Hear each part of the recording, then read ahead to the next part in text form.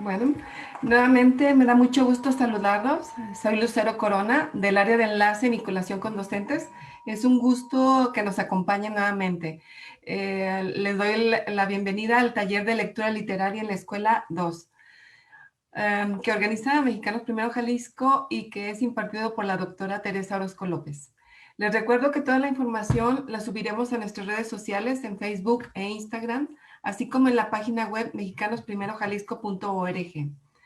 A nombre de todo el equipo de Mexicanos Primero Jalisco, agradecemos como siempre su presencia y reconocemos su gran vocación docente al decidir seguir formándose para beneficio de las niñas, niños y jóvenes. Bienvenidas, maestras y maestros. Un gusto recibir nuevamente a la doctora Teresa Orozco López. Bienvenida, Tere. Adelante. Muchas gracias, Lucero. Como siempre, un placer estar con ustedes, colaborar con ustedes. Bienvenidos todos profesores, profesoras que nos acompañan de diferentes partes del estado. Estoy viendo aquí un poquito el chat de Facebook y veo que nos acompañan de diferentes regiones, lo cual es muy motivante para nosotros poder llegar a diferentes espacios de nuestro estado. Agradezco a Mexicanos Primero la invitación, el espacio. Y de nuevo reitero la felicitación por abrir espacios de actualización, de aprendizaje de los docentes entre docentes. Creo que es muy importante y creo que redunda en beneficios para nuestros niños, que son lo más importante y en lo que nos tenemos que enfocar, ¿no? En nuestros niños, en que estén bien, en que aprendan a pesar de esas condiciones en las cuales nos tocó vivir, y creo que esta es una alternativa muy, muy viable para poder continuar con estos procesos de aprendizaje. Entonces agradezco a Mexicanos Primero el espacio y me gustaría comenzar con el taller. Voy a permitirme compartir pantalla para poder iniciar con esa segunda parte del taller. Nada más aquí lo que vamos a comenzar es hacer un repaso de lo que vimos en la primera sesión. Primero abrimos con una lectura, que es Opuestoros, en el caso de hace 15 días. Después vimos algo sobre la diferencia entre literatura infantil y juvenil y el concepto de literatura para niñas, niños y jóvenes, que lo que vimos es que también está anclado en la propia historia de la literatura infantil y en la propia historia del concepto de infancia. Les comentaba también que es muy importante reconstruir ese concepto y, por supuesto, que considerar el concepto de literatura infantil y juvenil como el antecedente de lo que actualmente conocemos como literatura para niñas, niños y jóvenes. Les comentaba que el concepto de infantil remite o proviene de infari, que remite al que no habla, al que no tiene voz.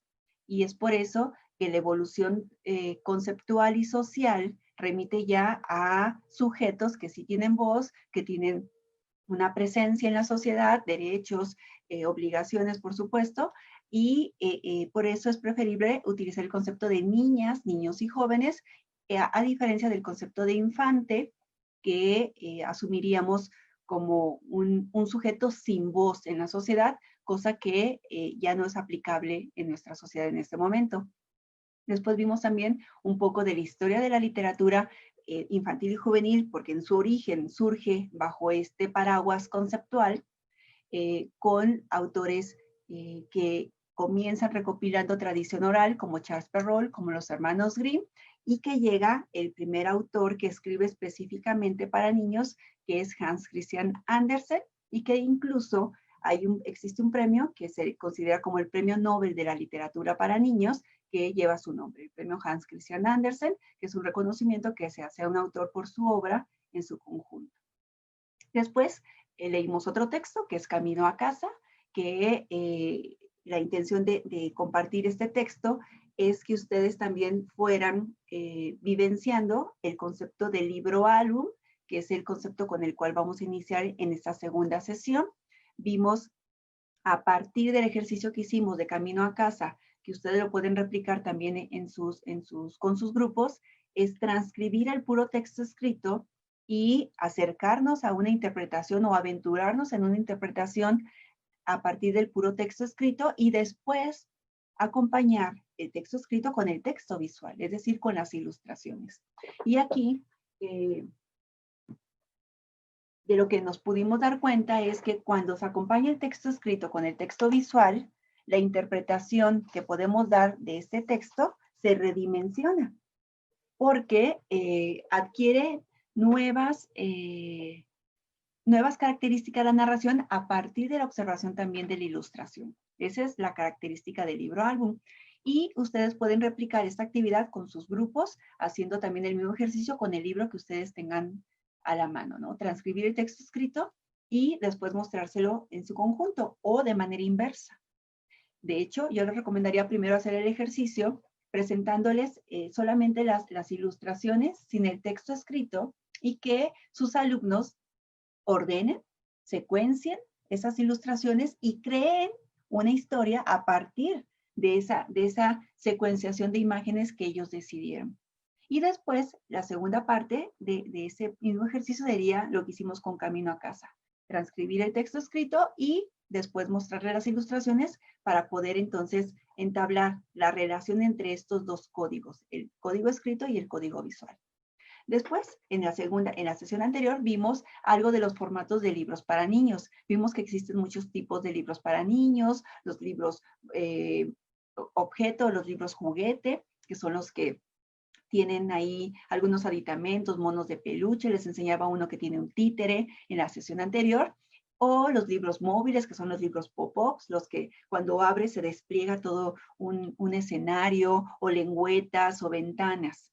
Y entre esos tipos de libros también los libros más media, que son los que les comenté, que son los libros que cuando compran un libro de ese tipo, pues lo que están comprando es el producto mercadotécnico y no el objeto cultural llamado libro, y mucho menos una intención literaria. Entonces, que deben de tener mucho cuidado cuando compran o decidan acercar ese tipo de libros, porque el niño va a querer ese libro por el personaje de la película, del videojuego, del juguete, no, y por toda la invasión mercadotécnica en la que estamos inmersos, y no por el libro como objeto ni como portador de literatura.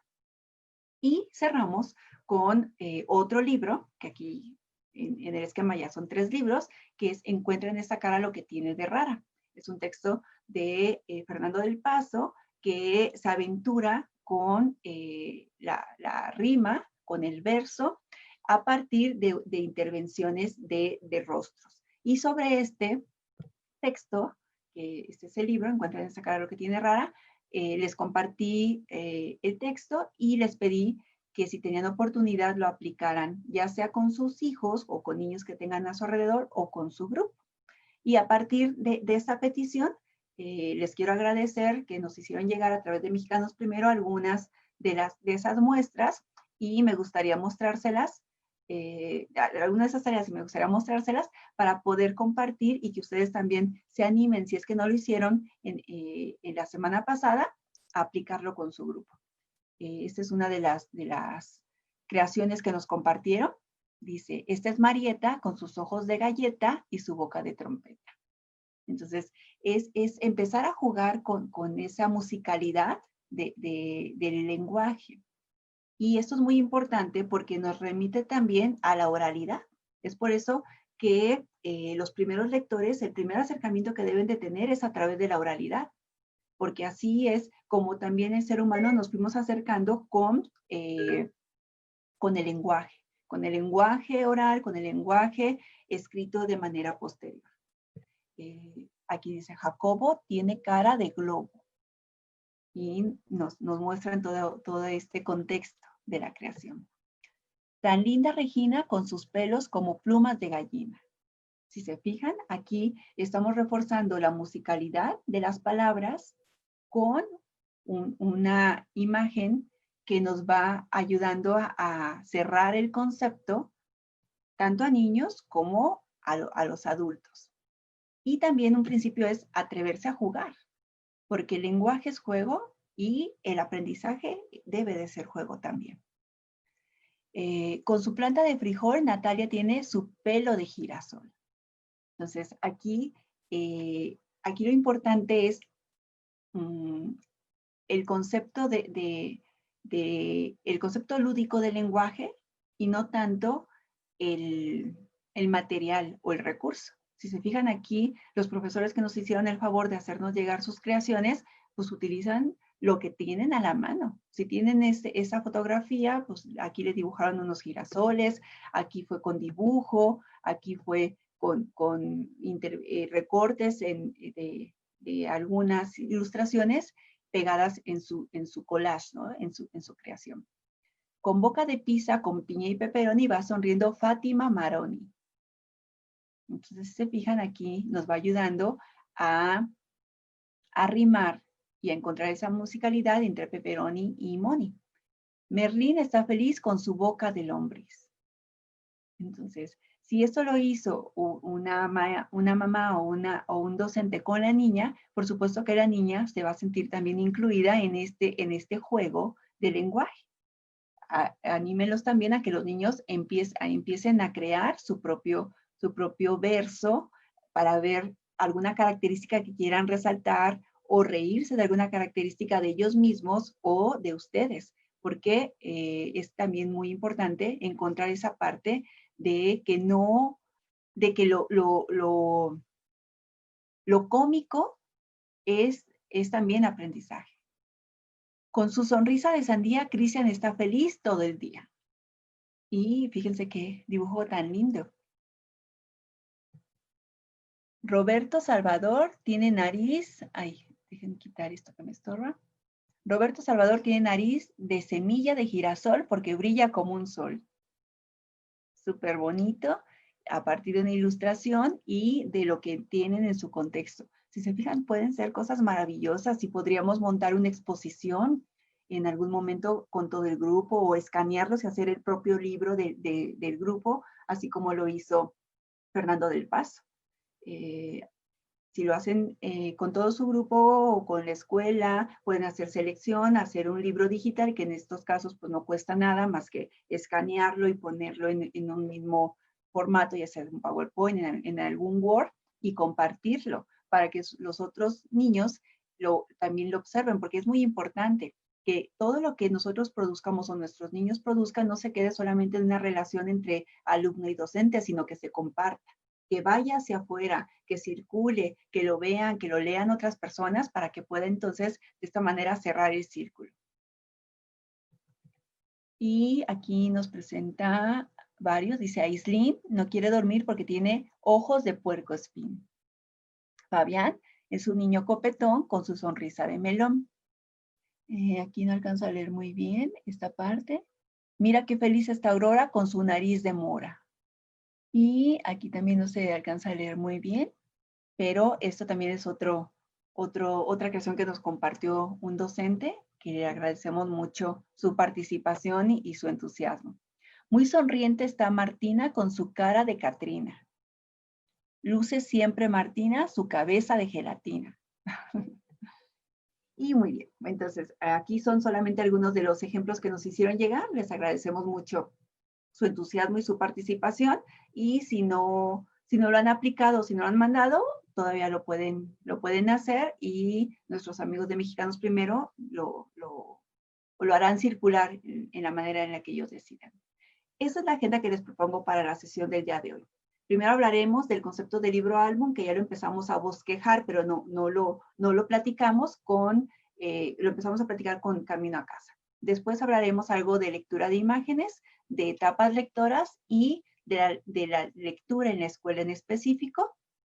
Y entre estos temas teóricos habrá lecturas. Habrá cuentos que quiero compartir con ustedes, que son textos súper o muy significativos y que creo que les pueden servir a ustedes tanto para su etos como docente como para su trabajo con niños en aulas, pero ahorita no podemos decir que frente a las aulas, pero con los niños.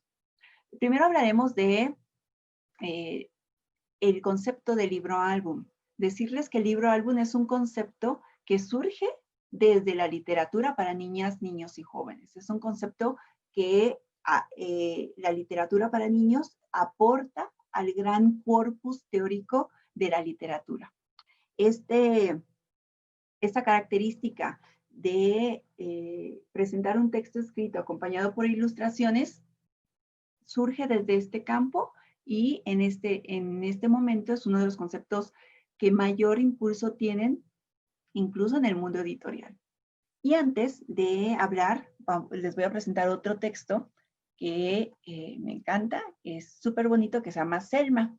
Selma es de una autora que se llama Jutta Bauer, está editado por el Fondo de Cultura Económica y dice, después de mucho pensar, sin hallar respuesta, le pregunté al viejo sabio, ¿qué es la felicidad? Para explicártelo te contaré la historia de Selma, la oveja. Había una vez una oveja que todos los días al amanecer comía un poco de hierba. Luego enseñaba a los niños a hablar. Por las tardes hacía algo de ejercicio. Luego comía otro poco de hierba. Al anochecer platicaba un rato con la señora Meyer y ya de noche dormía profunda y plácidamente.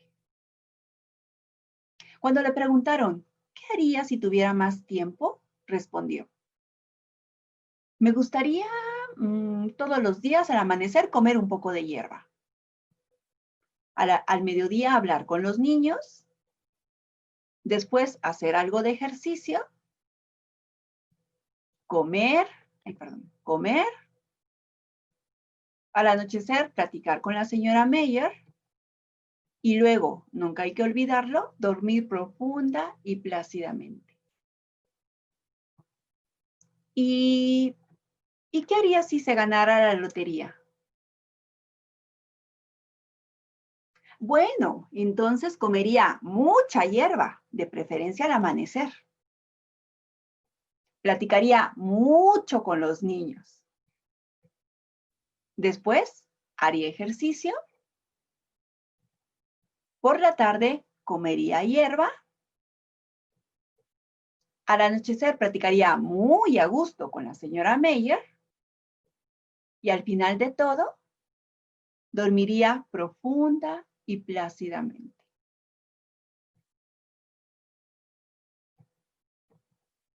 Muy bien. Ese texto me gusta mucho porque aborda un tema muy profundo. Es un tema que no es fácil de responder y aquí creo que la autora lo responde de una manera muy sencilla que puede interesar tanto a niños como adolescentes y como adultos.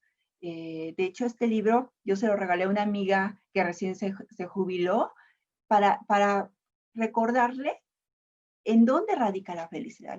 La felicidad no radica en cosas externas a nosotros. La felicidad radica en el interior de nosotros mismos. Entonces, Selma, aunque tuviera más tiempo o si tuviera más dinero, si se ganara la lotería, ella ya descubrió en dónde radica la felicidad. Espero que nosotros también lo podamos descubrir en algún momento en dónde radica nuestra verdadera felicidad y que ayudemos a nuestros niños a que descubran dónde radica la felicidad de cada niño con el cual estamos trabajando. Recordar esta parte histórica del concepto de literatura infantil que surge en un contexto de romanticismo, porque es cuando surge también el concepto de infancia. Y dentro de este concepto de literatura infantil, la evolución al concepto de literatura para niños y en específico el concepto de libro-álbum. El libro-álbum lo pudiéramos definir como un texto en donde existe una relación interdependiente entre texto escrito e imagen. La imagen narra lo que no dice la palabra y la palabra dice lo que no está considerado en la imagen. Así como vimos el ejemplo de Camino a Casa, que el final nos detona la interpretación y resuelve la historia. Cuando vemos la ilustración final, le damos sentido al resto de las imágenes y al resto del texto escrito. Esa es la relación característica del libro-álbum, interdependiente. No se puede entender el uno sin el otro. Por eso es que hice también ese ejercicio, la sesión anterior, de Camino a Casa, para que ustedes también vivenciaran y les quedara muy claro a partir de una lectura que hicimos en colectivo, de esa relación interdependiente. En el libro álbum las imágenes no pueden ser entendidas sin los textos y los textos pierden sentido si se leen de manera aislada, que es el ejercicio que hicimos. Si habláramos a partir de una analogía musical, podríamos decir que en el libro álbum se da el contrapunto, porque la imagen refleja lo que no dice el texto y de manera contraria. Es como no decir la historia con las palabras ni dibujar con las ilustraciones, sino atendiendo a los dos tipos de lenguaje.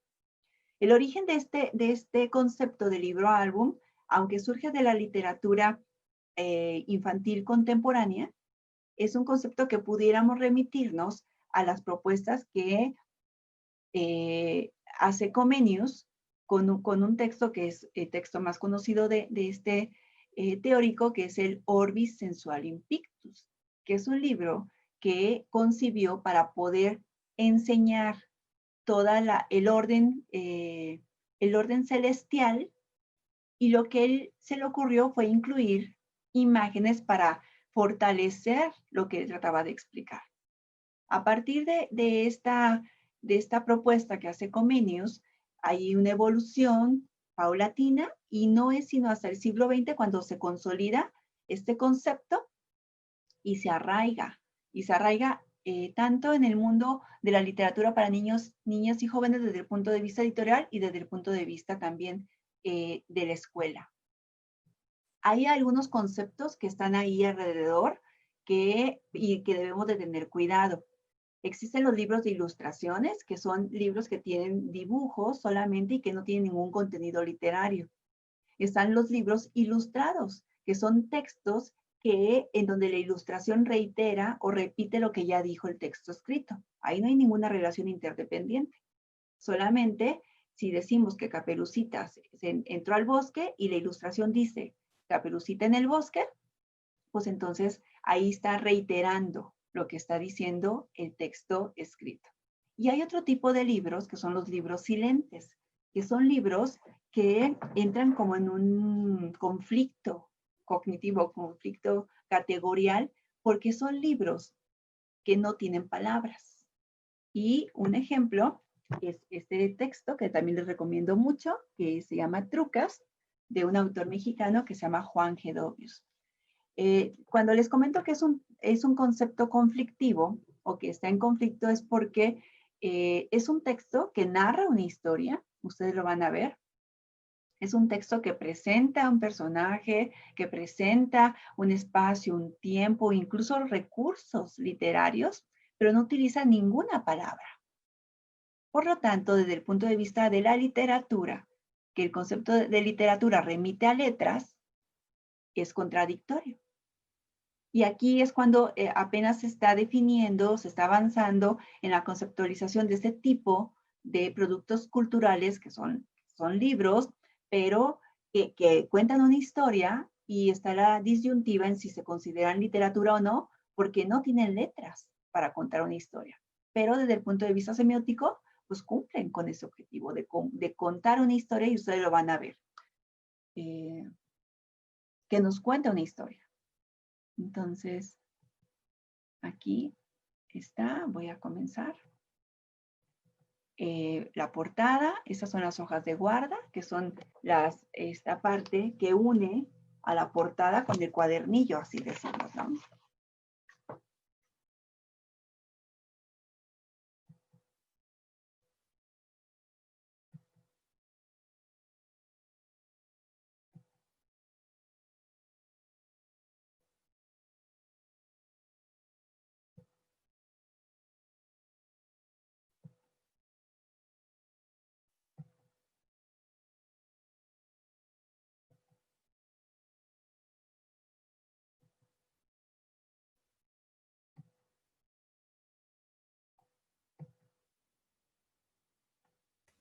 Si se fijan, no tiene ninguna oración.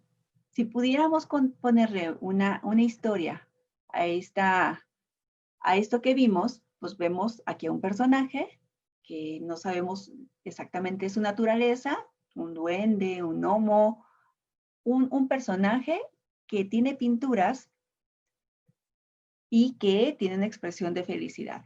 Entonces aquí podríamos decir que a Trucas le gusta pintar y de repente un adulto le señala que está sucio y que se tiene que bañar.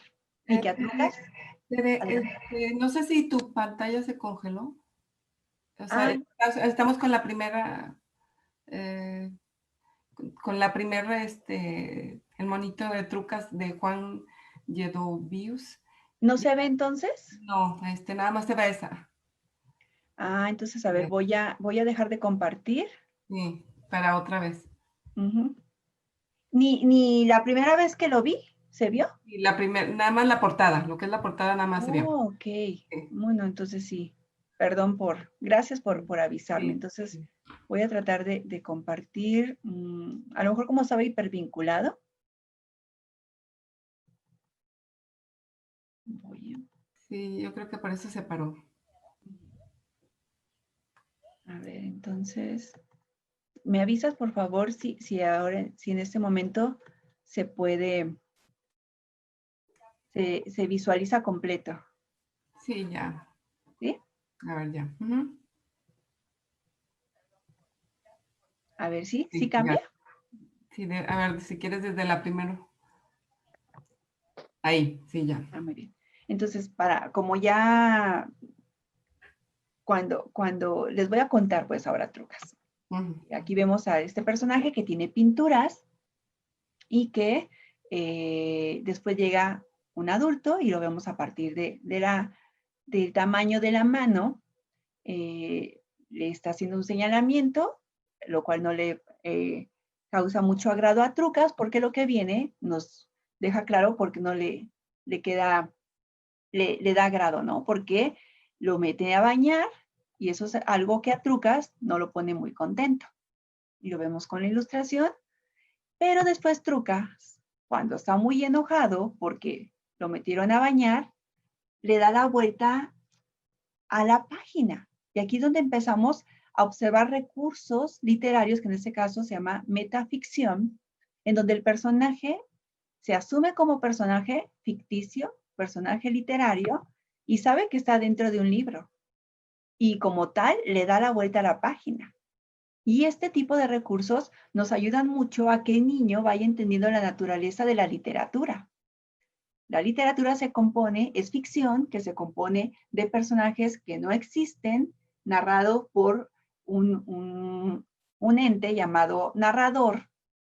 El narrador nos presenta la historia, el relato, y en este tipo de recursos en donde rompen con las barreras o los acuerdos que tenemos desde la literatura, ese es un recurso que se llama metaficción.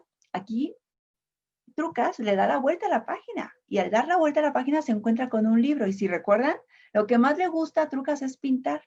Al ver un libro, pues por supuesto que le da alegría a Trucas, pero no sabe que ese libro en realidad es la cola de un dragón. Y un dragón, por su naturaleza del dragón, lo que hace es, primero, al agarrar la cola se enoja y cuando un dragón se enoja, echa fuego. Entonces Trucas corre para que no lo queme el dragón, pero lo alcanza a quemar. Le da la vuelta a la página otra vez. Un personaje literario le da la vuelta a la página. Le da la vuelta a la página y se alcanza a salvar, pero cuando agarra la página para darle vuelta, que también está un poco quemada, en la esquina superior izquierda, se da cuenta de que no tiene pinturas ni tiene lápiz, pero tiene su propio cuerpo. Y como a él lo que le gusta es pintar, sin importar con qué, entonces lo que hace es empezar a construir su obra maestra.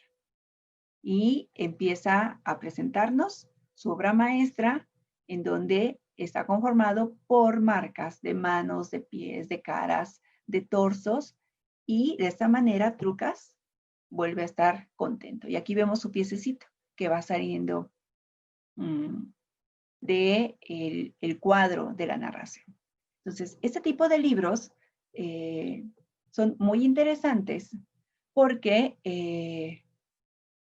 entra en discusión el concepto mismo de literatura. Y son textos que nos necesitan alguien leer para poder entenderlo. Es por eso es que es muy recomendable empezar con este tipo de textos, tanto en niños como en personas adultas que no tienen un acercamiento con el libro o con el objeto literatura. No sé, Lucero, si hagamos una pausa hasta este momento, si hay algunas preguntas antes de continuar, aprovechando que dejé de compartir pantallas. Sí, claro que sí. Ujú. Bueno, a ver, por mi parte, te agradece y están muy emocionados. Te están viendo desde la Urbana 1259, la maestra Verónica Rodríguez. Luego, otro comentario dice que padre el libro, se puede pedir que las niñas y los niños vayan haciendo su narración a partir de las ilustraciones, que eso le parece muy bueno, ¿no? Y ahora, esto es con lo que respecta a Zoom. María, ¿nos puedes compartir qué dicen los maestros en Facebook, por favor? Claro que sí. Lucero y maestra Tere, muy buenos días y muy buenos días a todas las maestras y maestros que están en el Zoom y acá por el Facebook Live. Eh, Como decía la maestra Tere, nos saludan desde diferentes lugares del estado, lo cual nos da mucho gusto recibir a la gente de Zapopan, de Amatitán, de Mascota. Y tenemos a la maestra Carla Poli, que nos comparte que ella tiene un proyecto de lectura emergente en el que usa rimas y movimiento para llevar a cabo actividades de literatura con sus alumnas y alumnas con discapacidad. Entonces, y que le gustaría compartirlo con todos nosotros. Entonces ya estamos ahí viendo la manera de contactarla posteriormente para que participe. Y hasta ahorita esos son más o menos los comentarios. Las maestras y maestros que han participado se muestran muy contentos con el taller. Muchas gracias a todas las personas que han participado y estamos acá pendientes. Perfecto, muchas gracias María por apoyarnos con esta parte. Y entonces continuaría con la presentación. Sí se ve la imagen que tengo de Trucas, ¿verdad? Sí, Muy bien, ahorita. entonces. También debemos de tener cuidado en encontrar la esencia del libro álbum, que sería el fondo, porque no cualquier libro con muchas ilustraciones o con formatos distintos, con pasta dura, no todos los libros que tengan estas características son libros álbum. Ahí estaríamos hablando del libro álbum como forma, es decir, si tiene un tamaño distinto, pasta dura y muchos colores, ¿es libro álbum? No. Cuando nosotros querramos hablar de libro álbum, tendríamos que hablar desde la esencia, desde el fondo, que es la relación entre texto escrito y texto visual que nos presenta el libro álbum, la característica del libro álbum, que lo vimos con Camino a Casa. El libro álbum auténtico se sostiene esa relación interdependiente entre texto y la imagen, y que no podemos entender el uno sin el otro. El texto, el libro álbum, inaugura una nueva frontera entre la literatura y el texto visual. Incluso se puede poner en debate si este tipo de expresiones es literatura para niños o que quizás no sea específicamente literatura y esté inaugurando un género emergente, un nuevo género, así como surge o como surgió el cine a partir también de un texto, de una narración por escrito. O como surgieron también manifestaciones culturales como los videojuegos, las caricaturas, que cualquiera de esas manifestaciones culturales tienen como base un texto escrito, pero se ayudan, se auxilian de otros recursos, de otros lenguajes y crean nuevas formas de comunicar.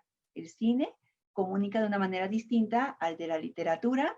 Los cómics, las caricaturas comunican de manera distinta a como lo hace la literatura. Entonces, quizás con esta propuesta estamos inaugurando un género que en algunos años podríamos diferenciar claramente del mundo literario, aunque su base y su origen sea la literatura, al igual que el resto de las manifestaciones como el cine, como las caricaturas, como los videojuegos, por ejemplo. Ahora vamos a hablar de cómo los niños leen imágenes. Y aquí sí les voy a pedir una participación en el chat, porque les estoy preguntando, les pregunto, ¿qué es esto? A ver si alguien nos responde en el chat, ya sea de Zoom o de Facebook. ¿Qué es esto? Si yo les preguntara qué es esto, pues me pudieran decir la palabra, ¿no? Es una palabra. La palabra perro pudiera ser. Si yo les pongo Recordar, ¿perdón? perdón, Tere, nada más recordar que para las personas que están en Facebook Live te están viendo con unos segunditos de atraso, entonces Ok. para responder las preguntas, a lo mejor si les damos unos segunditos, eso puede ayudar a la dinámica. Es solo Muy una bien. sugerencia. Muchísimas gracias, María. Entonces, si yo les preguntara, o si ustedes preguntaran a cualquier persona qué es esto, pues dirían, ¿no? La palabra perro. Cosa que no sucede si yo pongo esto. Si yo les pregunto qué es esto, me dirán, algunas personas me dirán, es un perro, pero en realidad no es un perro. Y además aquí empezamos también con con este tema de la concepción individual. Porque si yo les pongo esta palabra, cada quien imaginó en su cabeza un perro distinto. Alguien, cuando dice es una palabra perro, le remite o a un perro blanco, o a un perro negro, chico o grande, peludo, lanudo, Doberman, San Bernardo, o al perro, a su perro de la infancia, o al concepto que tenemos cada uno de perro, solamente con el lenguaje escrito. Cuando yo les pregunto, ¿qué es esto? Ustedes, ese concepto que estaban construyendo en su cabeza, que sería su referente, se depura y entonces lo asocian con esta imagen del perro que ustedes estaban construyendo. Y ustedes me dirán, eso es un perro, pero en realidad no, eso no es un perro. Esto es la imagen de un perro.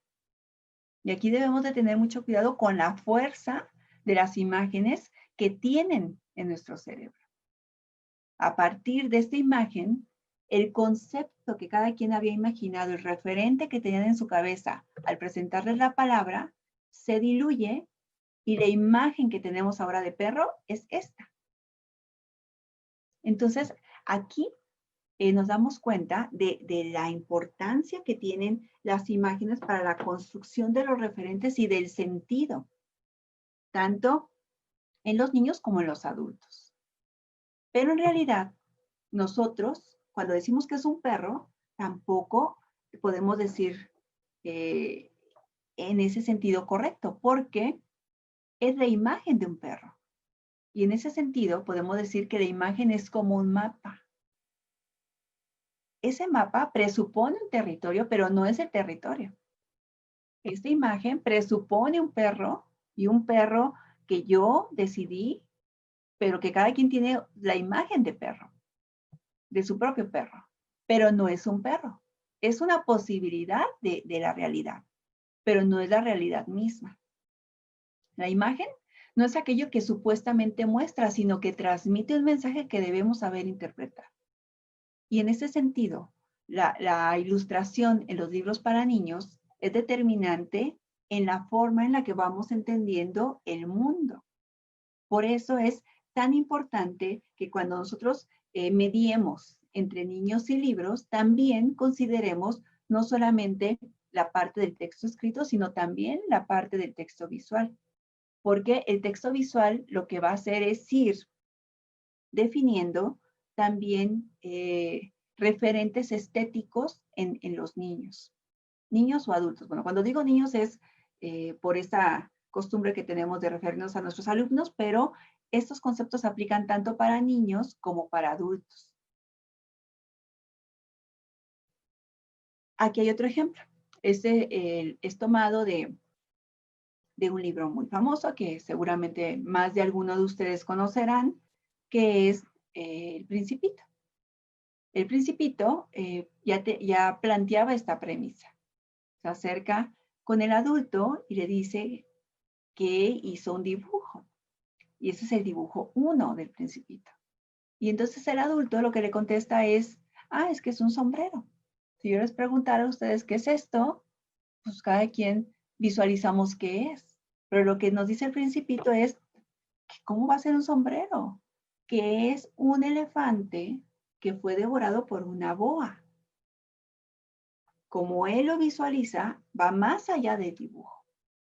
Y es por eso que es muy importante que nosotros no nos cerremos a las interpretaciones de impulso que tenemos como adultos, porque la mayoría de los adultos nos cerraríamos en una interpretación más subjetiva, más desde un punto de vista racional, cuando los niños lo hacen más desde un punto de vista de la imaginación. Y que ahí es donde nos deberíamos de haber quedado todos los seres humanos, más en esa capacidad creadora e imaginativa que presentan los niños. Y es por eso también muy importante que nosotros como docentes mantengamos ese espíritu, mantengamos esa habilidad de imaginar, de crear a partir de cualquier recurso y de lo que nos ocupa en esta tarde, que es la literatura, ¿no? La literatura es un medio maravilloso para que el niño no pierda esa capacidad de imaginación y de creatividad, de crear mundos posibles. El principio de la ficción es la creatividad, porque el autor y el lector están creando universos o mundos ficticios. Un mundo que se construye desde al interior de nosotros a partir de lo que estamos leyendo y de lo que somos nosotros.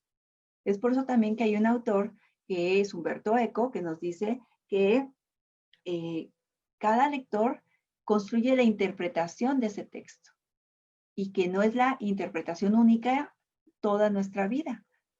Yo puedo interpretar un texto a partir de la información que tengo en este momento, de lo que sé, de lo que me gusta, de lo que he leído, de lo que he escuchado, interpreto un texto de una manera distinta a la que yo lo haría en 2 semanas o en un mes.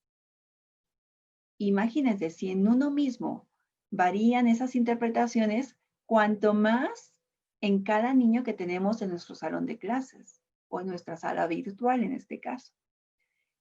Y es muy importante que no coartemos esas interpretaciones en los niños, que no partamos del supuesto de enfermo de adultez mío, que no digamos, es que ese texto habla de esto, y nos quedemos en esta interpretación, en mi interpretación, que aprendamos a escuchar al niño, aprendamos a recibir las interpretaciones y las fortalezcamos.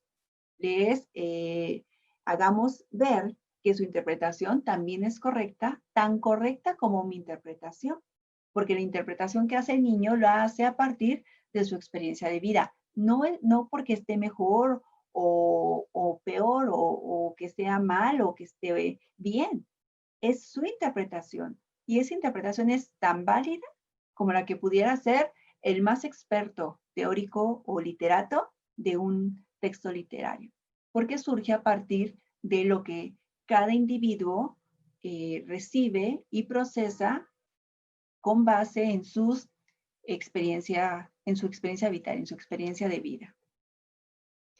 En esas relaciones entre el texto escrito existen diferentes tipos de relación. Podríamos decir que existen 3 tipos de manera general, que es la relación cooperante, operante y no operante. La primera relación es cuando existe esa dependencia que podríamos decir que es la del libro álbum. Ahí la imagen depende de lo que dice el texto escrito y la historia, para comprender la historia, depende de la relación entre texto escrito y texto visual. Y aquí hay un ejemplo,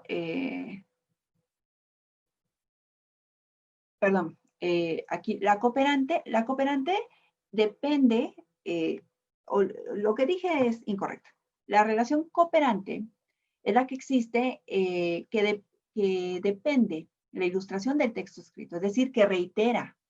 La ilustración cuenta la misma historia que dice el código visual. Y el ejemplo es esta viñeta de un texto que se llama Loros en Emergencia de Emilio Carballido, en donde el texto dice, me mordió y subía su dedito y lo mostraba. Y lo que nos dice lo que nos está mostrando la ilustración es lo mismo que está diciendo el texto escrito. Es decir, la niña está levantando su dedito diciendo que la mordió, en este caso, uno de los loros en emergencia. Esa era la relación cooperante, en donde reitera, dice lo mismo, el texto escrito y el texto visual. Ahora sí, la relación operante es la relación del libro-álbum. Es la que es interdependiente entre texto escrito y texto visual. Y hay otro tipo de relación que es la no operante, que aquí ponemos un ejemplo de un texto que es El cochinito de Carlota, que en este caso nos cuentan, el texto escrito nos cuenta la historia de Carlota, que Carlota es esta niña que tiene un cochinito, y que le regalan un cochinito que empieza a ahorrar y que al final, no se los voy a contar para no echarles a perder la experiencia, pero es un final muy, muy sorpresivo. En este caso, además de contarnos la historia, la ilustración, contarnos la historia de Carlota, la ilustración nos presenta otro tipo de información extra. Una información que no tiene que ver con Carlota y que nosotros podemos ir creando historias a partir del seguimiento de personajes. Como por ejemplo, nos cuenta esta relación entre el niño y esta mamá, y a la siguiente página vemos que el niño entra al parque y después a la siguiente que se cae y va. O la relación entre otro tipo de personajes, como vemos a este señor que de repente se encuentra con una señora y se empiezan a enamorar, y eso es independiente de la historia de Carlota. No tiene nada que ver con la historia de Carlota. Si nosotros nos enfocamos en Carlota, cumple perfectamente la función de complementar la historia, la historia de Carlota a la ilustración. Pero también el conjunto de la ilustración da información extra, da información que nos ayuda a potenciar ese mundo de ficción, incluso con personajes que no están incluidos en el texto escrito. Este tipo de relación es muy interesante y ustedes la pudieran también observar en algunos textos que tengan ustedes en su casa para ir identificando y desde ese conocimiento trabajarlo con los niños y utilizarlo como pretexto para poder también acercar a los niños con los libros y con la literatura. Los niveles y los tipos de relación entre el texto y la imagen, también aquí debemos enfatizar que no son permanentes y únicos en un libro para niños. Puede ser que en algún momento del libro exista una relación operante y después pase a ser cooperante y después no operante. Eso lo tendríamos que analizar ya caso por caso, página por página en los libros. Ahora, este tema es muy importante antes de iniciar con el tema de la lectura en la escuela. Tenemos que enfatizar y dejar como muy en claro que existen conceptos ahí medios revueltos. Tenemos que pensar la lectura a partir de etapas lectoras. Propuestas hay muchas.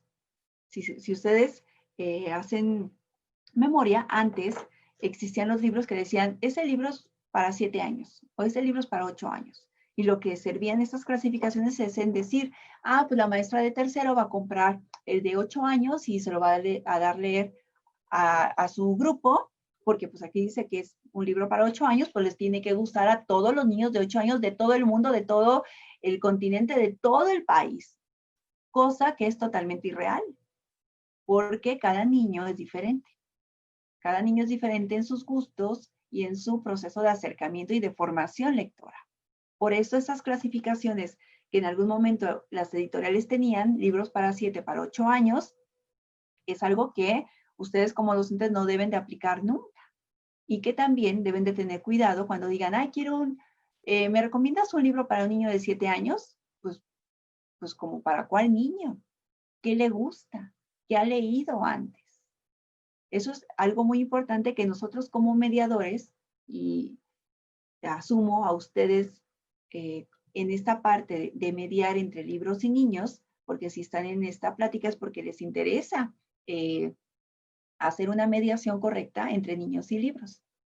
Tenemos que conceptualizar y pensar la formación lectora como un proceso a partir de las habilidades que tiene el niño, no solamente lingüísticas, no solamente para decodificar, es decir, no solamente saber que L y A suena la y que es un artículo y que es del género femenino, ¿no? Eso sería cuestiones que dejen para otro momento y otro espacio distinto al espacio que ustedes dedican a la lectura.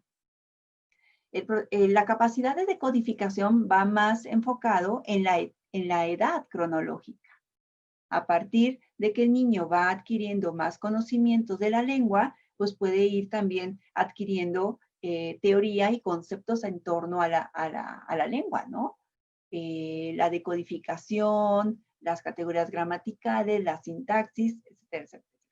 Cuando hablamos de etapas lectoras, tenemos que pensar en la historia como lectores que tenemos cada uno de nosotros. Y hay propuestas editoriales como los que aún no leen, los que comienzan a leer, los que leen bien o los grandes lectores. Aquí, si se fijan, puede haber un adulto que, aunque decodifique, podríamos considerarlo como los que aún no leen, porque nunca en su vida se ha acercado a un texto literario de forma autónoma, por decisión propia, sino que lo que ha leído es para poder ser funcional en esta sociedad actual. Sabe decodificar. No sé si sepa comprender, porque ese es otro concepto también distinto al de la formación lectora. Pero en el momento en que alguien decida leer un libro, ahí ya podríamos hablar de su ruta como lector en formación. Por lo tanto, habrá adolescentes, chicos de secundaria o prepa, que nunca se han acercado a un libro y ahí con ellos, aunque sepan decodificar bien y estén en prepa, tendríamos que empezar con este tipo de libros que presentan un acercamiento más lúdico con el objeto, con libro y con la literatura, para que poco a poco vayan construyendo su propia historia lectora. Hay otra propuesta que dice para los más chiquitos, para los que comienzan a leer, para los que leen con fluidez o para los lectores autónomos. Estas clasificaciones remiten a las clasificaciones del Programa Nacional de Lectura. Y ustedes como docentes pues, conocen estos libros que están clasificados en este tipo, o que estaban catalogados dentro de estas colecciones, ¿no? Al sol solitos para los más chiquitos. Aquí podríamos encontrar este tipo de textos con muchas ilustraciones o sin texto escrito, como es el caso de Trucas. Y la segunda etapa lectora que propone el Programa Nacional de Lectura se llama, que es para los que empiezan a leer, se llama Pasos de Luna, que me parece un texto súper bello. ¿Cómo son los pasos de luna?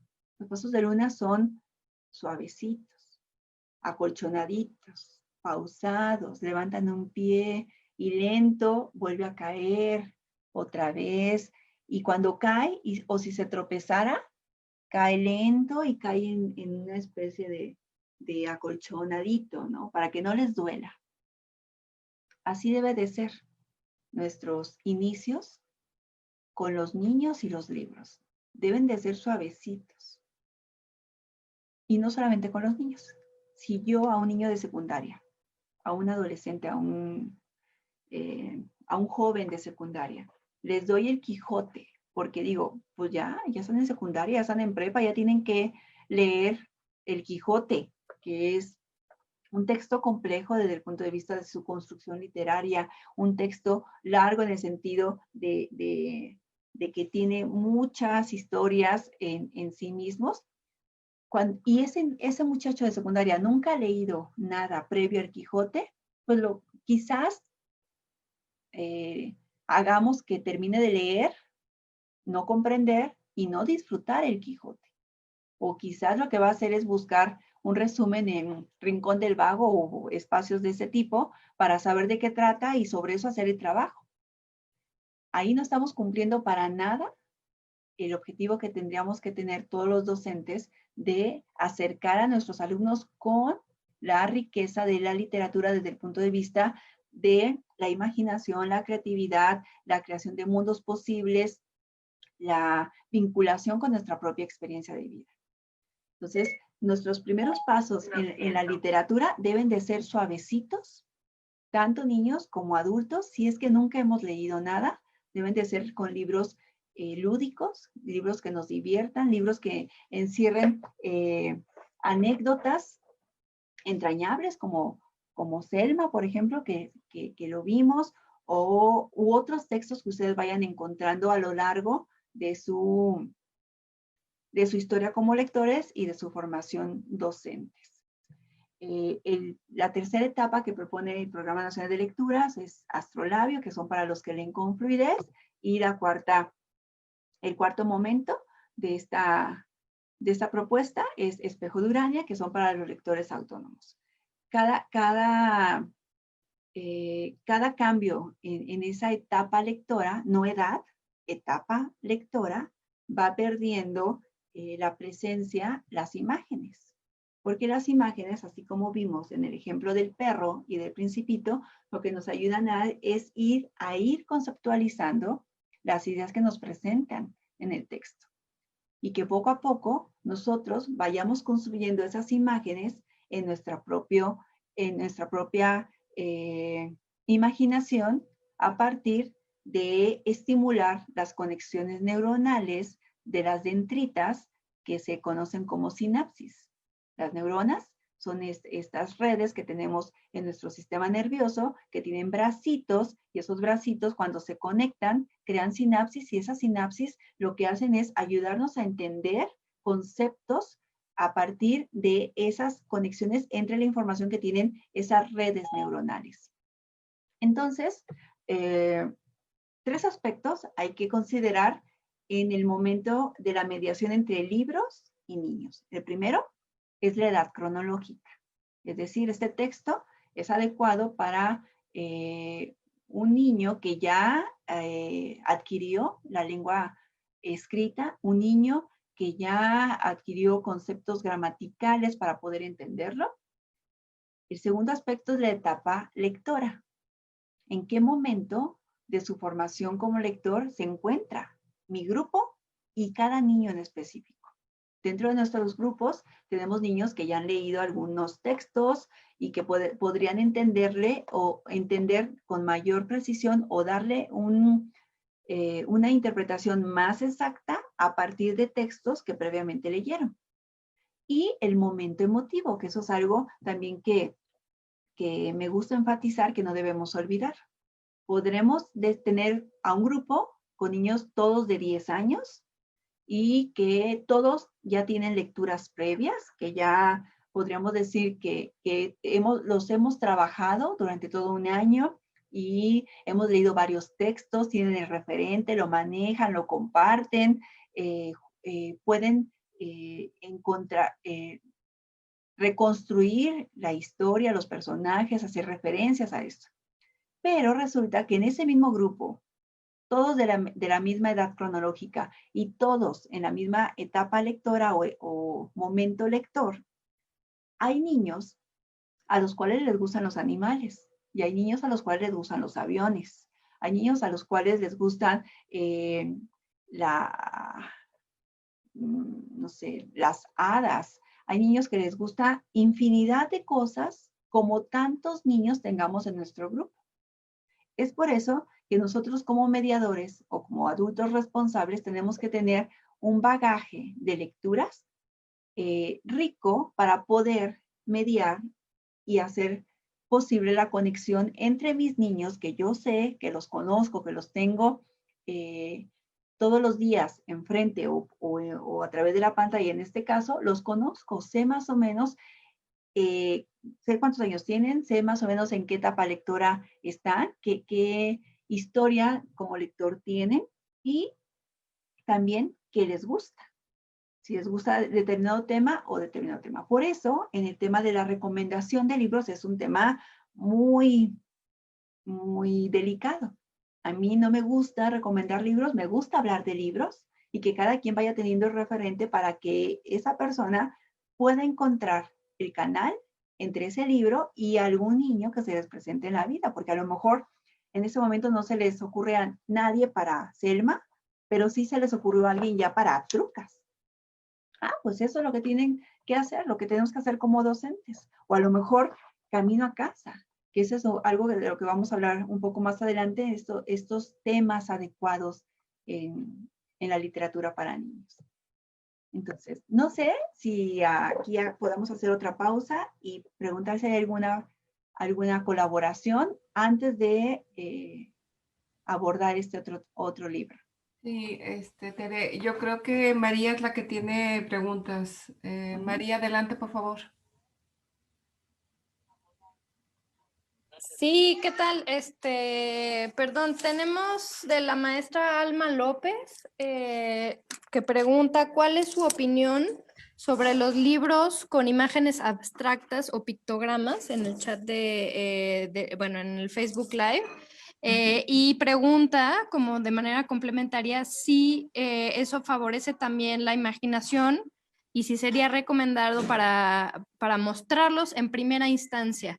Esa es cómo pone su pregunta la maestra Alma López. Sí, por supuesto. Este tipo de libros que representan objetos, personas o situaciones no basados en una realidad o en un referente real son muy recomendables porque lo que hacen los niños es construir un vínculo entre el referente que ellos tienen con esta ilustración abstracta. Es decir, vincular el referente que cada uno de nosotros construimos con la palabra perro, el perro que cada quien tenemos en nuestra cabeza, con la ilustración que nos está ofreciendo, en este caso el artista, el ilustrador en un libro, y encontrar esos vínculos entre realidad y ficción, que eso es de lo que se trata.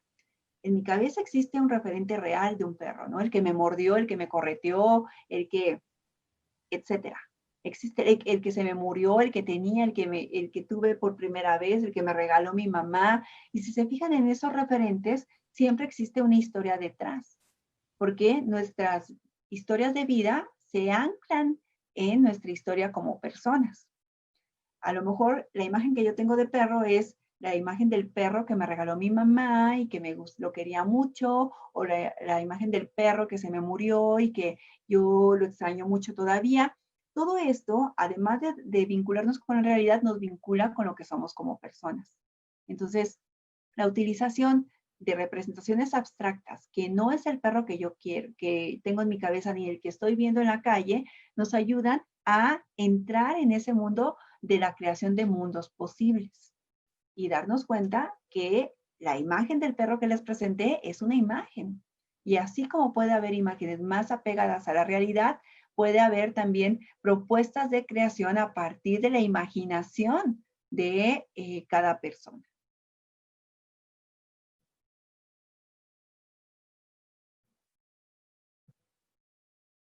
En el Facebook Live. Y la maestra Alma a lo mejor nos puede decir si quedó respondida por esa misma vía. Estoy ahí pendiente. Muy bien, muchas gracias. Entonces, voy a continuar con la presentación. Ese es otro texto que también es uno de mis favoritos y que creo que todo docente del mundo tendría que conocer. Este texto se llama El Punto y el autor es Peter Reynolds. Voy a ver, por favor, ¿me puedes confirmar si se ve, Lucero, ahora que lo comparta? Porque como está hipervinculado. Sí, ya está, sí se comparte ahorita. Muy bien. Ahorita Perfecto. se comparte lo que es la pasta. La portada. La portada, perdón, sí. Gracias. Muy bien. Entonces, ese es un texto que todo docente debemos de leer para poder ejercer nuestra profesión. El punto dice, la clase de arte había terminado, pero Vashti se había quedado pegada a su asiento. Su hoja estaba en blanco.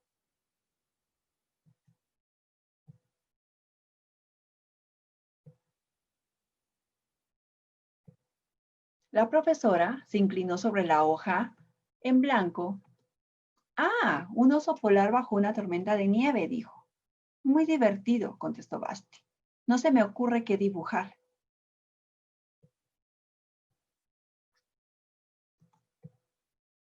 La profesora de Basti sonrió. Haz solo una marca y mira a dónde te lleva.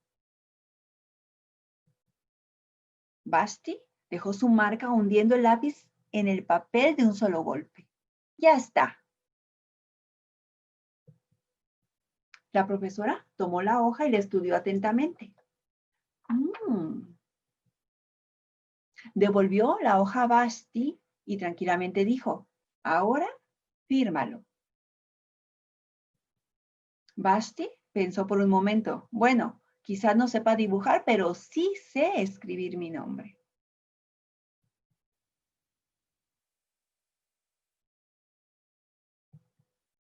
A la semana siguiente, cuando Basti entró en la clase de arte, se llevó una sorpresa al ver lo que colgaba por encima de la mesa de su profesora. Era el punto. Habían marcado su punto en un marco dorado.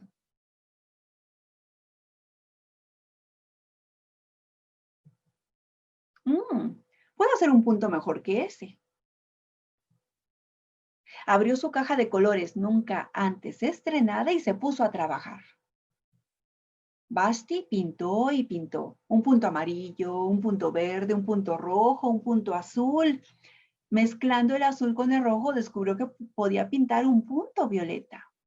Basti siguió experimentando, hizo un montón de puntos de muchos colores. Si puedo hacer puntos pequeños, también puedo hacer puntos grandes.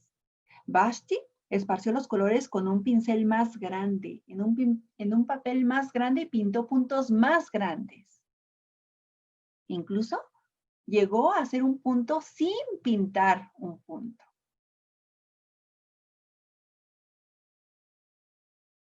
Unas semanas después, en la exposición de la Escuela de Arte, los puntos de Basti causaron sensación. A Basti se le acercó un niño pequeño que le dijo con admiración, eres una gran artista, ¿cómo me gustaría pintar como tú? Seguro que sabes, le contestó Basti. ¿Yo? No, yo no. No sé trazar ni una línea recta con una regla. Basti sonrió. Le acercó al niño una hoja de papel en blanco. A ver, le dijo. El lápiz del niño temblaba mientras trazaba la línea.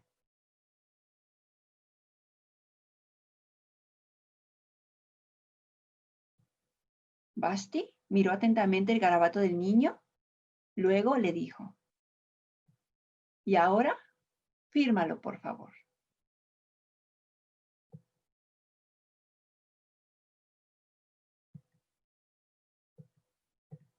Muy bien. Ese es un texto que me gusta mucho porque muestra la gran responsabilidad que tenemos como docentes. Muestra esa posibilidad que tenemos de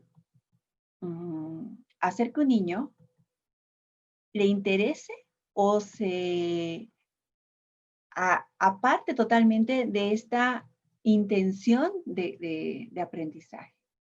Entonces, es un texto que también con mucho gusto les voy a compartir a través del material que Mexicanos Primero les va a hacer llegar y que me gustaría que ustedes también lo siguieran compartiendo con sus compañeras, que lo lean con sus familias, para poder reflexionar en ese sentido, en la responsabilidad que tenemos.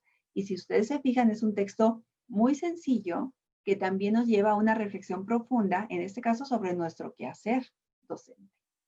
Entonces, son textos que presentan problemáticas, que presentan situaciones, que presentan posibles respuestas a diversidad de situaciones y que a través de los libros podríamos acercarnos a posibles respuestas a las grandes preguntas que tenemos como ser humano.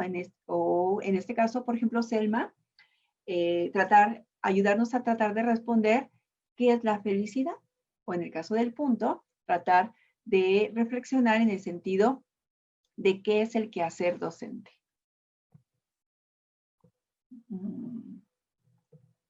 Aquí. Ahora nos vamos acercando al final de la sesión y me gustaría dejar algunos puntos como muy, o enfatizar algunos de los puntos. El primero es que tenemos que recordar que leer no es natural. Leer, hablar y conversar son actos culturales, es decir, son actos que aprendemos a partir de la interacción con otros o a partir de la intervención de otros. Nadie nace sabiendo hablar, conversar, leer o escribir. Nacemos sabiendo respirar, sabiendo comer, que esos son reacciones instintivas del ser humano.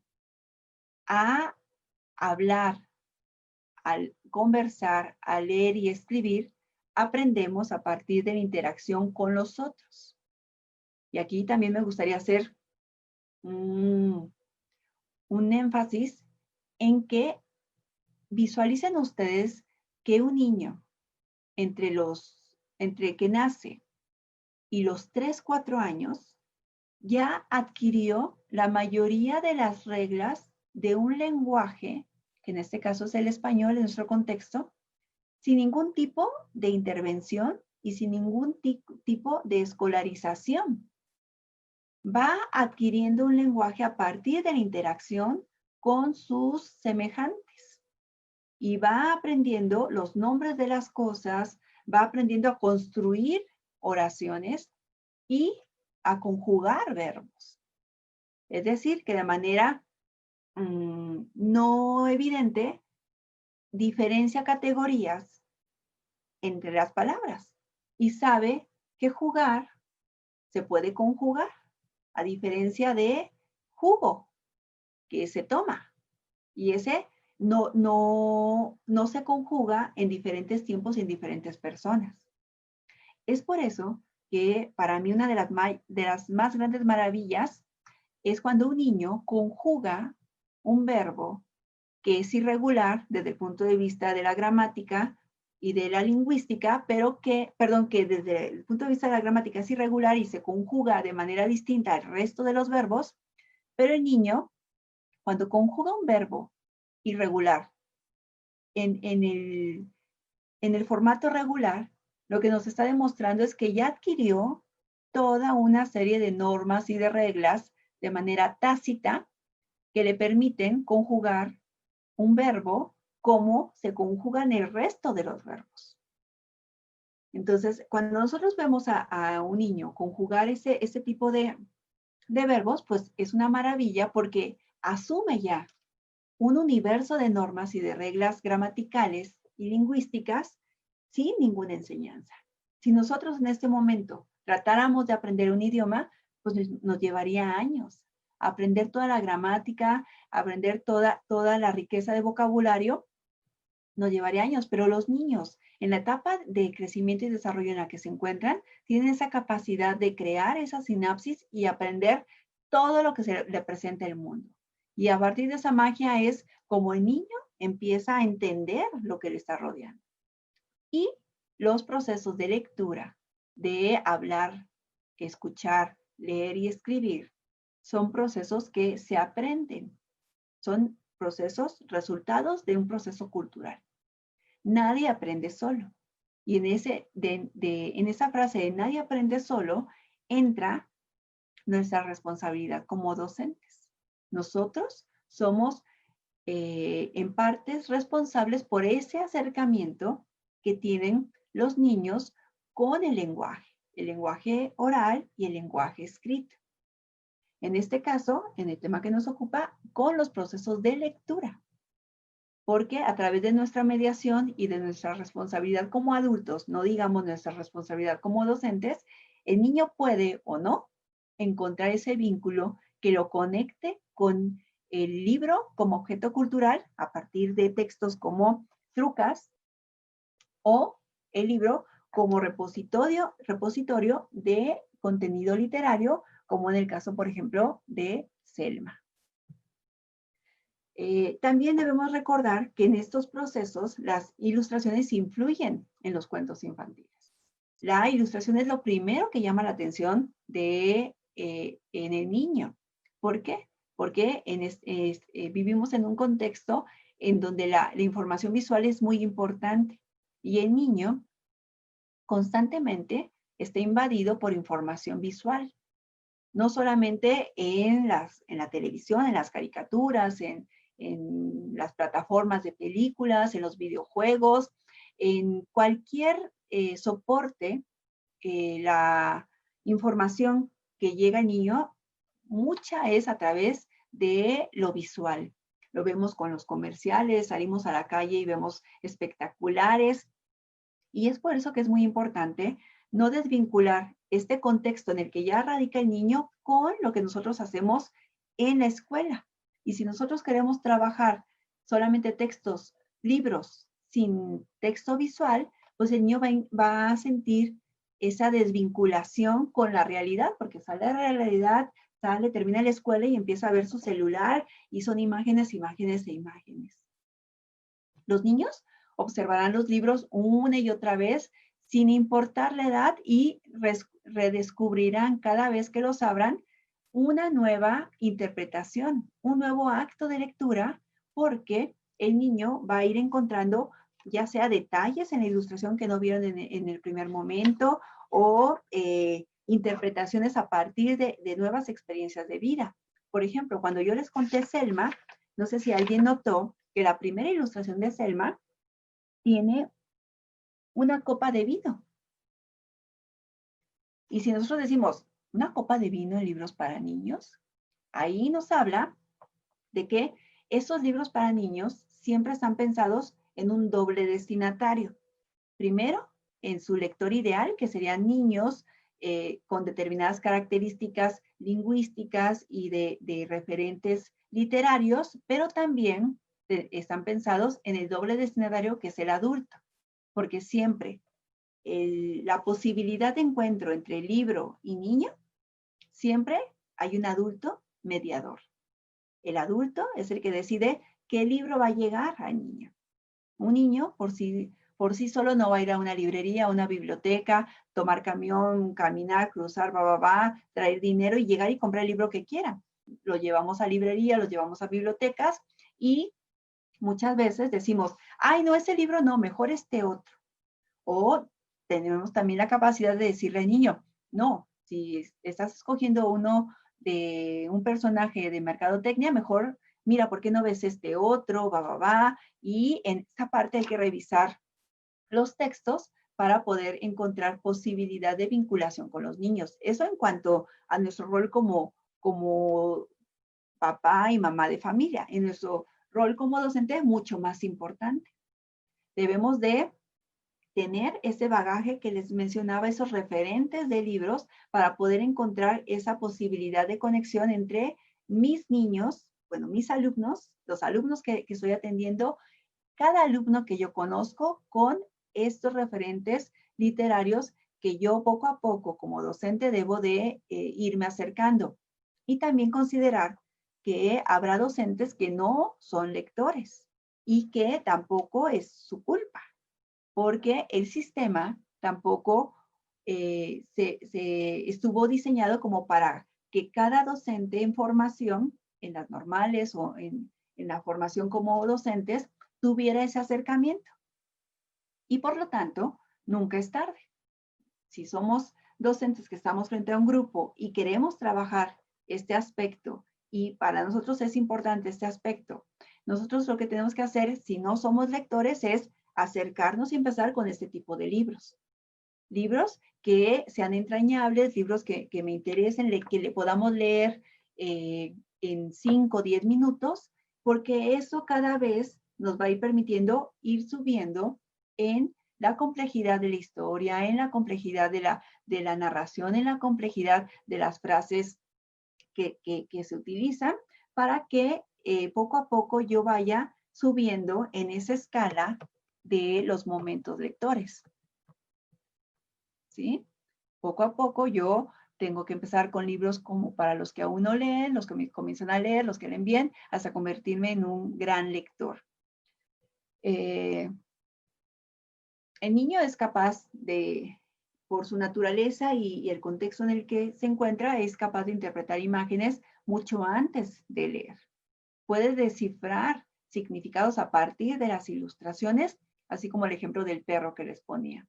Este aprendizaje no requiere de ninguna educación formal, se enfrenta de manera directa con el medio y va adquiriendo esa gramática visual, esos convencionalismos, la secuencialidad, niveles, significantes y significados que ofrece el mundo visual. Sin embargo, la lectura de ilustraciones sí exige unas destrezas específicas diferentes a las que requiere la lectura de textos escritos. Y eso se va a lograr a partir de la interacción diaria, continua, permanente, con libros que ofrezcan, además del texto escrito, también la posibilidad de educar la mirada o el sentido estético a través de las ilustraciones. Y aquí uno de los temas que mencionaban en la clase anterior, lo que pedían también eran libros que hablaran sobre la inclusión. Cuando estábamos platicando de esto, bueno, pues me vinieron a la mente muchos textos. Y tengo aquí, no les quise hacer un listado, porque antes de que conocieran los libros. A partir de esta charla, les voy a dejar un link donde hay un listado con varios títulos.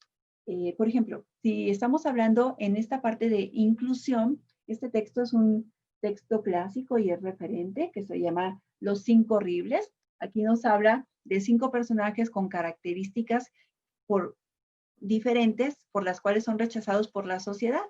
Unos por feos, otros por etcétera, etcétera, etcétera.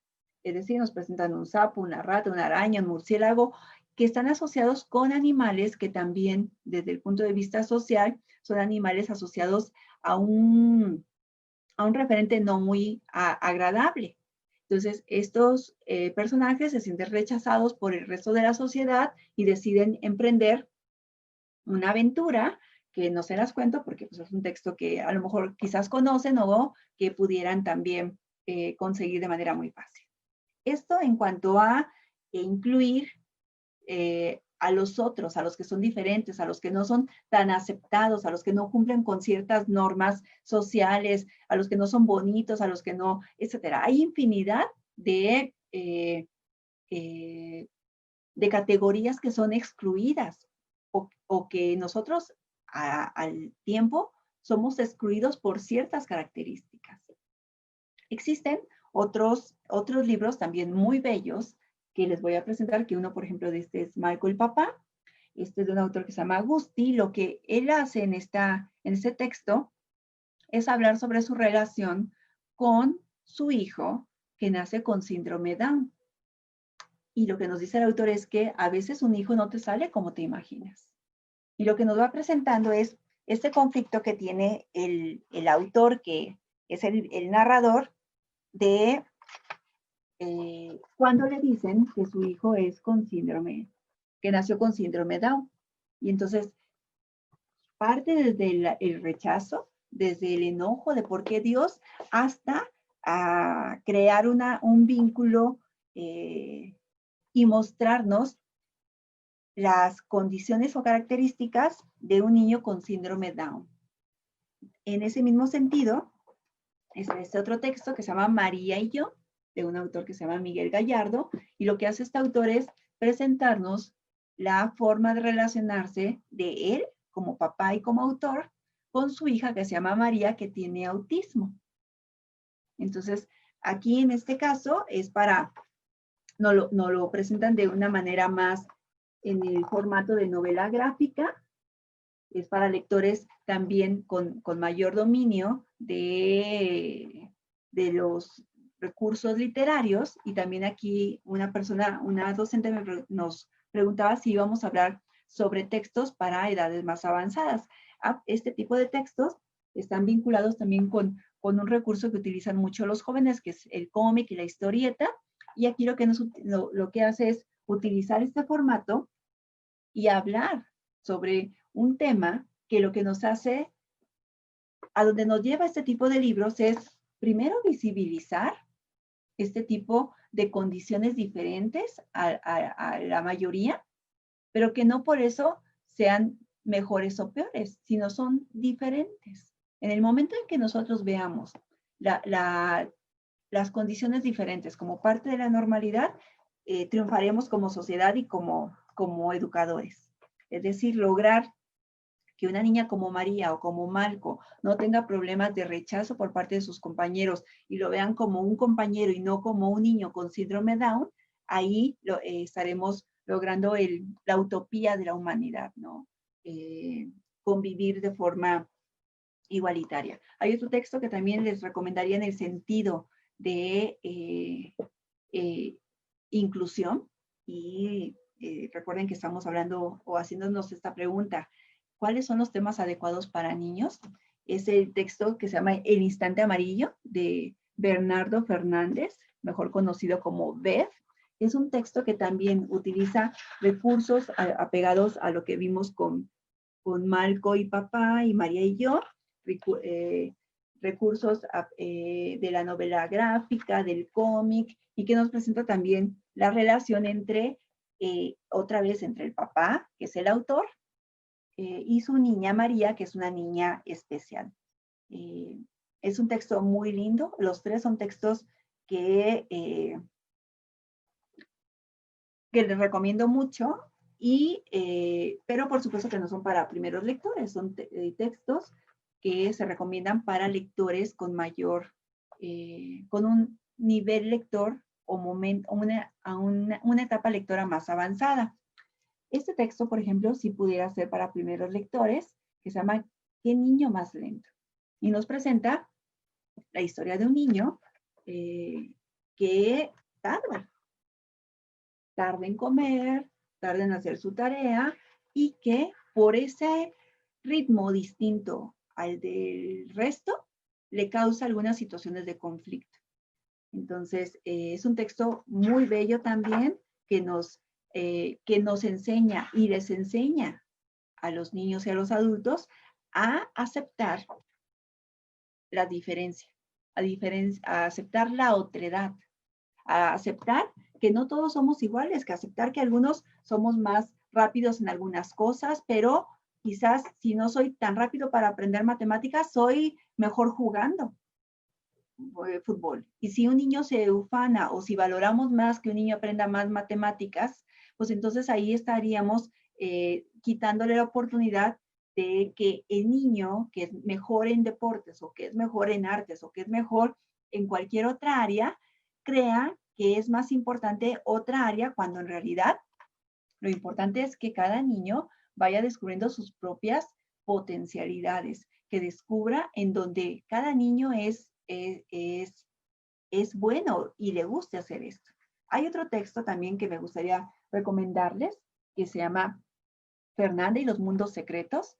Este texto es de Ricardo Chávez Castañeda, que tiene una serie de relatos que hablan sobre diferentes condiciones diferentes, sobre muchas condiciones diferentes. Por ejemplo, hay un texto que se llama La niña que tenía murallas y era castillo. Y nos dice, desde que me acuerdo he oído decir a personas que nos quieren bien, se las cambiaron, se las embrujaron. No es cierto, mi hermana es la misma porque desde que nació cerrada. Y entonces a partir de esta premisa nos comparte la historia de una niña que tiene condición de autismo y cómo se relaciona y cómo nos deberíamos de relacionar con este tipo de niños. Y además de esta historia de esta niña con autismo, nos presenta otras historias que también, es un texto que no tiene ilustraciones, que también es recomendable para lectores consolidados, pero que pudiéramos adaptar diferentes estrategias desde nuestras propias necesidades. Si trabajamos con niños de preescolar o de primaria, quizás este texto nos ayude a detonar actividades con nuestros propios grupos. Entonces son textos que les recomiendo y que les voy a compartir a través de Lucero ese link que no es a una página mía, es a un blog en donde recomiendan textos para trabajar la inclusión. Y en este paréntesis que hemos hecho en cuanto a los temas adecuados en la literatura para niños y jóvenes, hay otro tema que quiero aprovechar este espacio para poder platicar con ustedes de esto, que es el tema de la muerte en los libros para niños. El tema de la muerte ha sido un tema tabú en los libros para niños porque asumimos que como adultos responsables debemos de proteger a los niños, cuidarlos, y uno de nuestros preconceptos de cuidado es no hablar de muerte, cuando en realidad la muerte es lo que deberíamos de abordar de una forma más natural, porque de esta manera ayudaría al niño a entender que si se muere su perro, su gato, su tío, su abuelito, quien se muera alrededor en su contexto inmediato, el niño pudiera entender mejor esto que nos está sucediendo, incluso en situaciones de pandemia. No sé si ustedes han visto que el tema de muerte nos está rodeando y cada vez es un tema que nos está acercando, ¿no? Son muchos los casos que escuchamos de que falleció fulanito, el vecino, el primo del amigo, Y por lo tanto, creo que es muy pertinente que en este momento, en donde existe una posibilidad más alta de que fallezca alguien a nuestro alrededor, estemos preparados con este tipo de textos que les voy a presentar, que se llama El pato y la muerte. No sé, Lucero, si continúo con este texto o hay algunas intervenciones. Si quieres, bueno, hay una pregunta, y creo que María tiene otra. Te pregunta si el libro Eloísa y Bichos puede considerarse como un tema de inclusión. Ay, sí, me encanta. Eloísa y los bichos es del mismo autor de Camino a Casa, es de Jairo Buitrago, y por supuesto, porque aquí en este libro de Eloísa y los bichos lo que nos presentan es una niña que llega a una escuela y se siente como bicho, como el bicho raro de la escuela, porque llega a una ciudad distinta, a una escuela distinta, no está adaptado al contexto. Entonces es un texto súper bello que nos ayuda a entender la perspectiva de una niña en un contexto distinto. Y por supuesto que nos puede ayudar a entender al otro en el sentido de que cuando ya no resuelven la historia, vemos que el otro en realidad no es tan distinto a nosotros mismos. Y en este concepto de la otredad, que es un concepto que creo que debería de trabajarse de forma permanente en la escuela, es aceptar al otro tal como es. No entenderlo desde mi propia subjetividad, no juzgarlo desde mi propia experiencia como ser humano, sino entenderlo y comprenderlo como un otro distinto a mí, pero no por eso mi enemigo o algo que tengo que mejorar, sino algo distinto que está presente en la misma jerarquía en la que yo estoy presente como ser humano. Y gracias por traer a cuenta este bello texto de Eloísa y los bichos. Gracias, Tere. María, adelante. Tenemos sobre todo la petición de si nos pueden recordar y repetir quizá al final de la sesión los títulos y los autores de los libros para el trabajo del tema de inclusión que nos han propuesto tanto la maestra Tere como las demás personas en Zoom. No sé si se puede hacer como un listadito o algo así para que le recordemos a las personas que están aquí en el Facebook Live y que están pidiendo como ese recordatorio. Sabes que, María, ahí, perdón la intervención, Tere, pero en ese aspecto, esta Tere nos va a entregar un link con toda esa información. Más bien, a la maestra o ahí en el chat de Facebook, por favor, si les puedes poner mi correo o que nos den su correo para ponerlos en nuestra base de datos para poderles enviar la información que Tere va a entregarnos y que puedan accesar los maestros a ella, ¿no? Muy bien, excelente, así le hacemos. Muy Gracias. bien. No, al contrario, muchas gracias por las intervenciones. Y sí, yo no quise entregarles un listado, solamente como un listado así aislado y aparte, porque pues pierde significado. Es diferente cuando les presento el texto, les hablo un poquito de él, lo ven, lo vinculan y empiezan a hacer asociaciones con lo que cada docente necesita o en ese momento le conecta, ¿no? Entonces, por eso no les presenté el listado que desde la clase pasada me habían pedido, sino les quise presentar algunos textos y después va a ir el listado junto con el link en donde vienen estos y otros libros para que ustedes, a partir de la exploración, encuentren el texto que necesitan para trabajar con algún niño en específico o con alguna familia de algún niño en específico, ¿no? Entonces, dentro de esos temas o de esa pregunta de los temas adecuados está este otro tema que ya casi cerrando la sesión me gustaría hacer énfasis, que es el tema de la muerte. Les comentaba que es muy importante que así como el tema de la muerte, otros temas que consideramos tabús se aborden desde la escuela, porque si se abordan con la mediación del docente, el niño va a tener una construcción conceptual y emotiva distinta a si el niño busca información por su cuenta y se va creando un criterio a partir de páginas de fake, de noticias falsas, de acercamientos bruscos o grotescos sobre diferentes temas. El libro que les quiero compartir es El pato y la muerte y tiene un acercamiento al tema de la muerte también desde un punto de vista literario. Hay un acercamiento y por tanto literario abierto a la interpretación. Y esa es una de las riquezas de la literatura en la escuela, que se presenta un texto y que cada lector hace suya la historia y crea una interpretación a partir, como ya les había dicho, de lo que eres como persona, de lo que sabes hasta ese momento.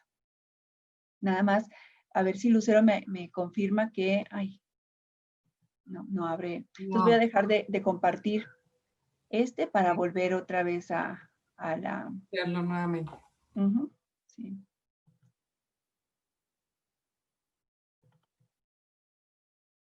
Aquí está.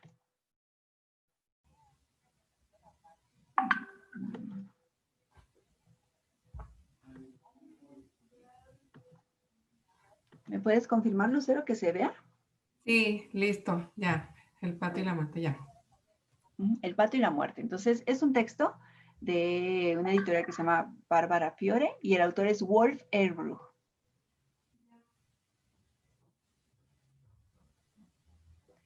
Desde hace tiempo, el pato notaba algo extraño.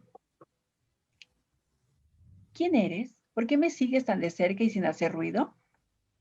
La muerte le contestó. Me alegro de que por fin me hayas visto. Soy la muerte. El pato se asustó. ¿Quién no lo habría hecho? ¿Ya vienes a buscarme? He estado cerca de ti desde el día en que naciste, por si acaso. ¿Por si acaso? Preguntó el pato. Sí, por si te pasaba algo, un resfriado serio, un accidente, nunca se sabe. ¿Ahora te encargas de eso? De los accidentes se encarga la vida, de los resfriados y del resto de las cosas que os pueden pasar a los patos de vez en cuando también. Solo diré una, el zorro. El pato no quería ni imaginárselo, se le ponía la carne de gallina. La muerte le sonrió con dulzura. Si no se tenía en cuenta quién era, hasta resultaba simpática, incluso más que simpática. ¿Te apetece ir al estanque?, preguntó el pato. La muerte ya se lo había temido. Después de un rato, la muerte tuvo que admitir que su pasión por zambullirse tenía límites. Perdóname, por favor, dijo, necesito salir de este lugar tan húmedo. ¿Tienes frío?, preguntó el pato. ¿Quieres que te caliente? Nunca nadie se había ofrecido a hacer algo así por ella. A la mañana siguiente, muy temprano, el pato fue el primero en despertarse. No me he muerto, pensó. Le dio a la muerte un golpecito en el costado. ¡No me he muerto!, graznó henchido de felicidad. La muerte levantó la cabeza. Me alegro por ti, dijo desperazándose. ¿Y si me hubiera muerto? Entonces, no habría podido descansar tan bien, contestó la muerte bostezando. Esa respuesta no ha sido nada simpática, pensó el pato. A pesar de que el pato se había propuesto a partir de ese momento no volver a decir nada más, no aguantó mucho tiempo callado. Algunos patos dicen que te conviertes en ángel. Te sientas en una nube y desde ahí puedes mirar la tierra. Es posible, dijo la muerte. Perdón, es posible, la muerte se incorporó. Pero de todas maneras, tú ya tienes alas. Algunos patos también dicen que en las profundidades de la tierra hay un infierno en el que te asan si no fuiste un pato bueno. Es asombroso todo lo que se cuentan entre los patos, pero quién sabe. Entonces tú tampoco lo sabes, graznó el pato. La muerte solo lo miró. ¿Qué hacemos hoy?, preguntó de buen humor. Hoy no iremos al estanque, exclamó el pato. ¿Qué te parece si hacemos algo verdaderamente emocionante? La muerte se sintió aliviada. ¿Subimos a un árbol?, preguntó burlonamente. El estanque se veía muy, muy abajo. Ahí estaba, tan silencioso y solitario. Así que eso pasará cuando muera, pensó el pato. El estanque se quedará desierto, sin mí. A veces la muerte podía leer los pensamientos. Cuando estés muerto, el estanque también desaparecerá, al menos para ti. ¿Estás segura?, preguntó el pato desconcertado. Tan segura como seguros estamos de lo que sabemos, dijo la muerte. Me consuela, así no podré echarlo de menos cuando hayas muerto, terminó la muerte. Le resultaba tan fácil hablar sobre la muerte. ¿Por qué no bajamos?, le pidió el pato un poco después. Subido a los árboles se piensan cosas muy extrañas. Durante las siguientes semanas fueron cada vez menos al estanque, se quedaban sentados en cualquier lugar que tuviera hierba y casi no hablaban. Hasta que un día una ráfaga de aire fresco despeinó las plumas del pato y éste sintió frío por primera vez. Tengo frío, dijo una noche. ¿Te importaría calentarme un poco? La nieve caía. Los copos eran tan finos que se quedaban suspendidos en el aire. Algo había ocurrido. La muerte miró al pato. Había dejado de respirar. Se había quedado muy quieto. Lo acarició para colocar un par de plumas ligeramente alborotadas, lo cogió en brazos y se lo llevó al gran río. Allí lo acostó con mucho cuidado sobre el agua y le dio un suave empujoncito. Se quedó mucho tiempo mirando cómo se alejaba. Cuando lo perdió de vista, la muerte se sintió incluso un poco triste. Pero así es la vida.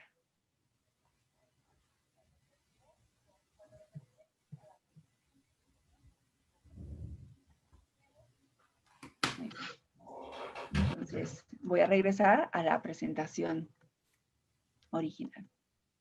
Este tipo de textos que nos ayudan a abordar temas que de repente nosotros como adultos no sabemos cómo abordarlos, hace que nosotros vayamos creando también vínculos, nosotros como adultos, con ciertos libros que nos ayudan no solamente a entender, sino a hablar sobre estos temas con otras personas.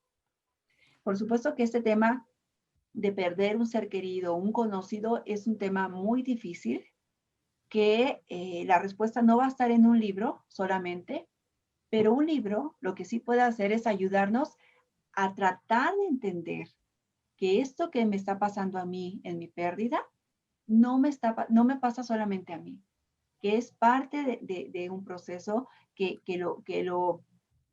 hay otras personas que también han vivido estos duelos y que esas experiencias me pueden ayudar a comprender lo que estoy sintiendo o sufriendo en este caso. Entonces, así como el pato y la muerte, hay otros textos que hablan sobre la muerte que pudiéramos también trabajarlos, hayamos tenido pérdidas o no en el grupo, pero que a partir de esta experiencia de lectura nos puede ayudar a platicar sobre estas circunstancias o estas condiciones. Ya ahora sí, para cerrar, lo último que me gustaría compartirles a ustedes, docentes, y espero que se vinculen o que vinculen cada uno de estos puntos que voy a hablar con ustedes con lo que vimos durante la primera sesión o durante esta segunda sesión, para que ustedes lo que puedan hacer es aplicar estas ideas en su trabajo diario de mediación entre niños y libros, para tener 5 minutos al final, si hay alguna duda o platicar en un espacio un poco más abierto. Primero es que debemos de considerar que no debemos leer al niño que nosotros fuimos, sino tenemos que leer con el niño que tenemos enfrente. No debemos leer lo que a mí me gusta. Y me voy a ejemplificar yo como docente.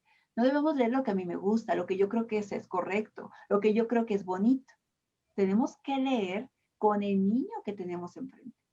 ¿Cuáles son sus gustos? ¿Qué le gusta? ¿Cuáles son sus ideas del niño que tengo enfrente? Y no bajo esa norma de decir, ay, yo leí en algún momento Selma y me gustó mucho y todo el mundo le tiene que gustar. No, yo lo podré compartir y cada quien lo podrá adoptar o no. Pero es muy importante no partir de mi subjetividad, sino de observar al otro, al que tengo enfrente. 2. Lea como si usted nunca fuera a dejar de ser un niño, pero también sabiendo que ya no lo es. Y asumiendo nuestra responsabilidad como adultos mediadores, adultos responsables, pero sin perder la maravilla de la imaginación y de los mundos posibles que nos puede ofrecer la literatura. 3. Lea lo que el niño le pide, pero también lo que el niño le da. Y sobre todo disfrute de ambas cosas. Y disfruten ambos. Que sus alumnos perciban en ustedes un momento de placer cuando ustedes están leyendo con ellos, para que ustedes también a su vez puedan provocar esos momentos o espacios de lectura por decisión propia, lectura por placer en sus propios alumnos. 4. Lean el espacio y en el tiempo adecuados y no se desubique. Es decir, si estamos abordando un tema de gramática, de categorías gramaticales, no querramos utilizar a la lectura como pretexto para abordar un contenido teórico. Porque lo que haríamos en ese momento es que el niño asocie la lectura con clase, con tarea, con un ejercicio en específico. Si ustedes notan, lo que hemos hecho durante estas 2 sesiones son actividades lúdicas, pero que a partir de ese acercamiento lúdico de construir historias, de construir un verso, de organizar, eso tiene una intención lúdica de acercamiento con la lectura y no tiene una intención de enseñar qué es un sustantivo o cuáles son las categorías gramaticales o encontrar un personaje, 5. Lea todo lo que venga, pero también todo lo que se va. Piense que toda lectura es una encrucijada. Piensen que la lectura es un encuentro entre el texto, que es fijo, con el lector, que es variable.